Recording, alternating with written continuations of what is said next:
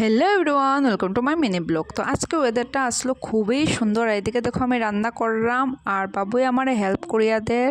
তাই সবসময় আমারে হেল্প করিয়া দেয়, যখনই আমি রান্না করাতাই তখনই তাই আই যাইন আমারে হেল্প করার লিগা। আর এদিকে দেখো দুপুর হয়ে গেছিলো, খাওয়া দাওয়া শেষ করিয়া আমরা ফল লইয়া বই গেছি। এদিকে আম, আনারস, আর এই সিজনে তো আনারস খাওয়ার মজাটাই আলাদা, খুবই মজা লাগে। যেহেতু আজকে হের অফিস আসলো না, সো অনেকগুলি ফল কাটার পরে সবে মিলিয়া খাইলাম মজা করিয়া, খুবই মজা লাগলো। আর এদিকে দেখো সন্ধ্যা হয়ে গেছিলো আর আমি এক্সারসাইজ করিলে এলাম, বিকজ সকালবেলা একদম উঠতে পারি না ঘুম থেকে। আর বিকালবেলা একটু সন্ধ্যার সময় মানে রাখি একটু এক্সারসাইজ করাটা।